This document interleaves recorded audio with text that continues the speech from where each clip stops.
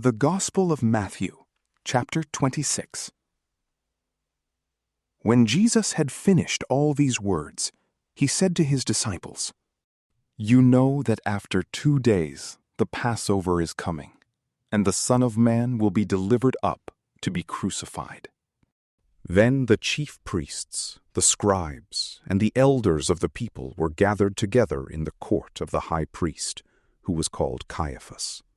They took counsel together that they might take Jesus by deceit and kill him. But they said, "Not during the feast, lest a riot occur among the people."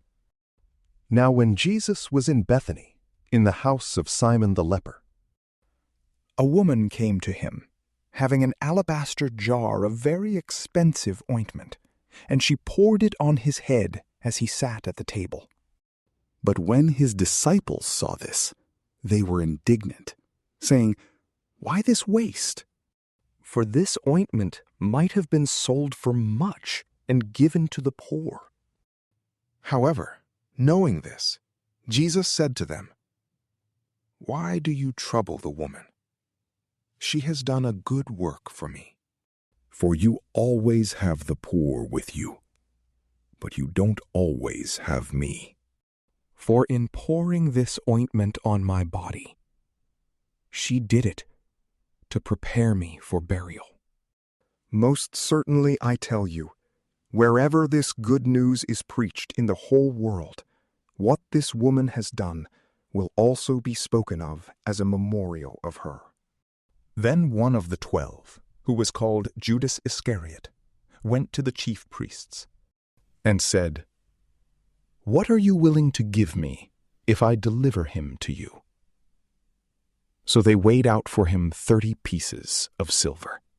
From that time, he sought opportunity to betray him. Now on the first day of unleavened bread, the disciples came to Jesus, saying to him, "Where do you want us to prepare for you to eat the Passover?" He said, "Go into the city to a certain person and tell him, 'The teacher says, my time is at hand. I will keep the Passover at your house with my disciples.'" The disciples did as Jesus commanded them, and they prepared the Passover.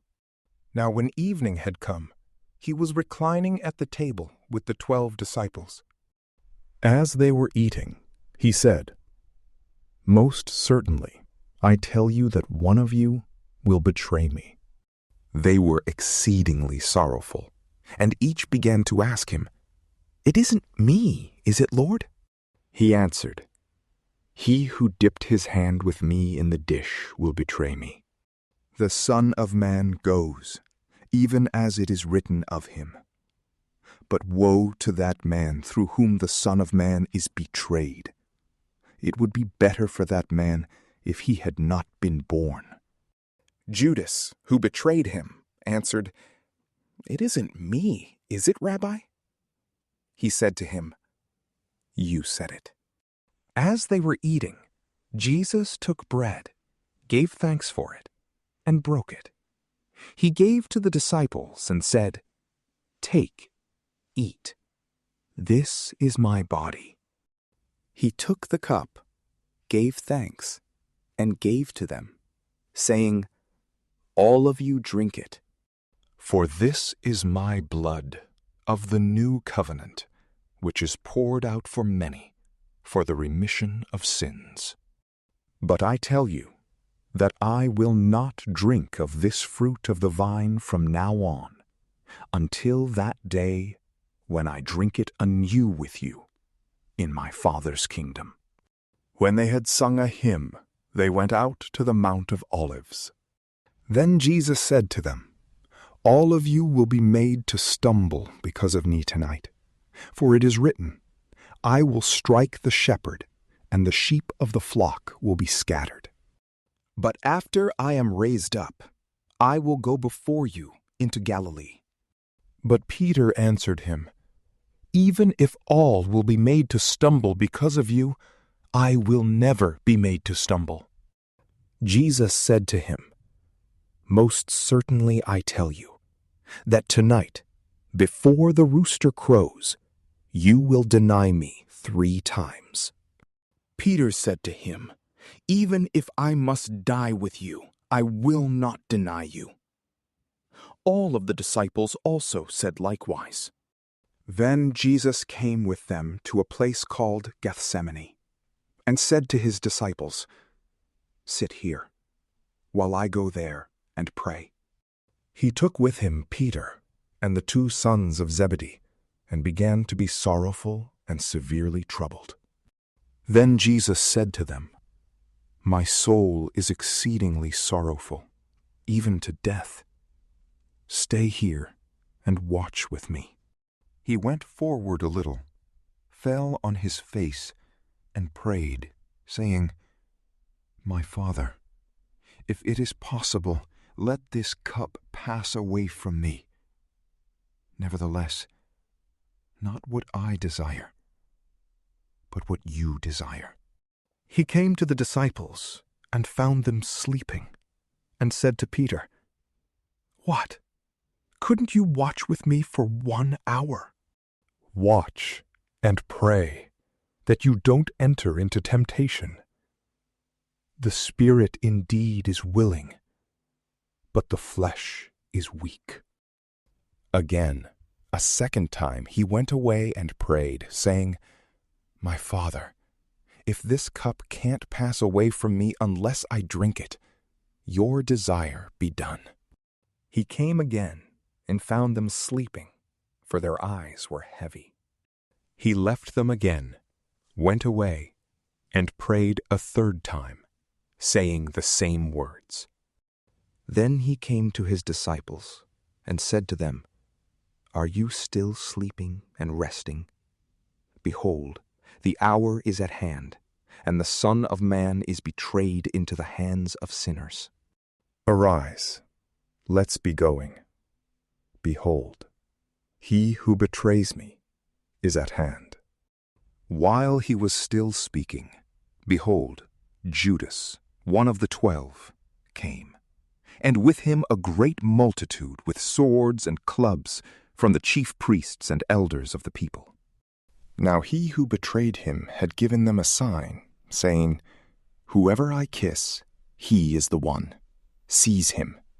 Immediately he came to Jesus and said, "Greetings, Rabbi," and kissed him. Jesus said to him, "Friend, why are you here?" Then they came and laid hands on Jesus and took him. Behold, one of those who were with Jesus stretched out his hand and drew his sword and struck the servant of the high priest and cut off his ear. Then Jesus said to him, "Put your sword back into its place, for all those who take the sword will die by the sword. Or do you think that I couldn't ask my Father, and he would even now send me more than 12 legions of angels?" How then would the Scriptures be fulfilled, that it must be so?" In that hour, Jesus said to the multitudes, "Have you come out as against a robber with swords and clubs to seize me? I sat daily in the temple teaching, and you didn't arrest me. But all this has happened, that the Scriptures of the prophets might be fulfilled." Then all the disciples left him and fled. Those who had taken Jesus led him away to Caiaphas the high priest, where the scribes and the elders were gathered together. But Peter followed him from a distance to the court of the high priest, and entered in and sat with the officers to see the end. Now the chief priests, the elders, and the whole council sought false testimony against Jesus, that they might put him to death. And they found none. Even though many false witnesses came forward, they found none. But at last 2 false witnesses came forward and said, "This man said, 'I am able to destroy the temple of God and to build it in 3 days.'" The high priest stood up and said to him, "Have you no answer? What is this that these testify against you?" But Jesus stayed silent. The high priest answered him, "I adjure you by the living God that you tell us whether you are the Christ, the Son of God." Jesus said to him, "You have said so. Nevertheless, I tell you, after this, you will see the Son of Man sitting at the right hand of power and coming on the clouds of the sky." Then the high priest tore his clothing, saying, "He has spoken blasphemy. Why do we need any more witnesses? Behold, now you have heard his blasphemy." What do you think? They answered, "He is worthy of death." Then they spat in his face and beat him with their fists, and some slapped him, saying, "Prophesy to us, you Christ, who hit you?"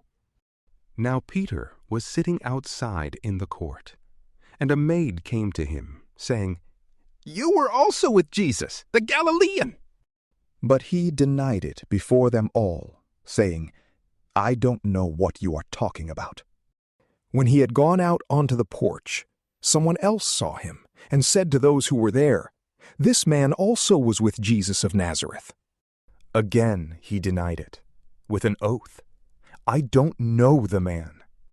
After a little while, those who stood by came and said to Peter, "Surely you are also one of them, for your speech makes you known." Then he began to curse and to swear, "I don't know the man." Immediately the rooster crowed. Peter remembered the word which Jesus had said to him, "Before the rooster crows, you will deny me 3 times." Then he went out and wept bitterly. From PrayLamp, peace be with you.